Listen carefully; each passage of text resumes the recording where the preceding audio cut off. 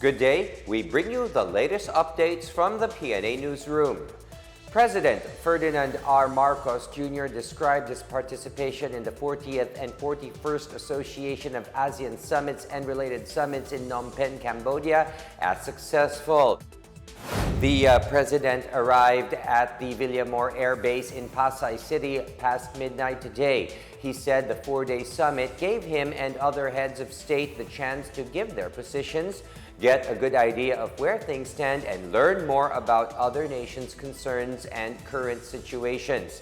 He also reported the positive outcome of the summit as state leaders review the progress of bilateral ties among nations, the initiatives and projects under ASEAN-led mechanisms, and exploration of possible new areas of cooperation. I think it was quite gratifying to see that there was a very large area of consensus amongst the ASEAN member states.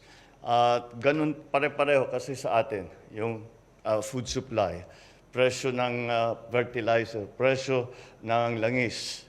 Yun ang inaalala, supply side problems. Parehong-pareho sa atin. Kaya at saka bukod pa doon ay merong nagkakaunawaan lahat ng member states na hindi kaya ng mag-isa. Kailangan magsama-sama, magtulungan. And so that is I think the most important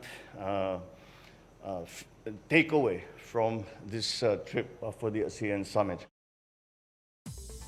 House Speaker Martin Romualdez lauds President Ferdinand R. Marcos Jr. for impressing many world leaders during the ASEAN Summit in Cambodia.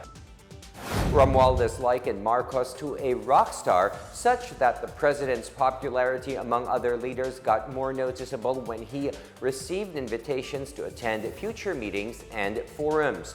Romualdez said this interaction is of benefit to the country as the president will be able to work on improving ties and gaining positive outcome in the country's economy, such as the immediate conclusion of a code of conduct in the South China Sea. This as Chinese Premier Li Keqiang, during his brief exchange with the president, vowed to work with the Philippines and other ASEAN nations for peace and stability in the disputed waters. Senator Ronald Bato de la Rosa defended the 4.5 billion peso Confidential and Intelligence Funds, or CIF, of the Office of the President. In a radio interview, De La Rosa said the CIF is crucial for the president to execute his duties and responsibilities. De La Rosa said removing the fund will affect the president's delivery of good governance. He urged the public to trust the government and the heads of agencies appointed as the extensions of the president, adding that they need the same support. The Senate approved on Thursday the Office of the President's 8.9 billion pesos budget for 2023, which included a 4.5 billion peso under CIF. Also approved were the CIF of the Department of Justice, Department of Human Settlements and Urban Development, and the Department of Energy. The Philippine Embassy in Ankara in Turkey and the Philippine Consulate General in Istanbul expressed their condolences to the families of the victims of Sunday's explosion in Istanbul. The Embassy and Consulate General said they have not received any report of Filipino casualties. Meantime, the Department of Foreign Affairs will continue to monitor the situation at hand. 6 people died and 81 others were injured in a suspected terror attack in Istanbul's Istiklal Avenue. Turkish Vice President Fuat Oktay told local media that a female suspect spotted in the area caused the said explosion. Justice Minister Bekir Bozdag also said they were investigating how the explosives were detonated.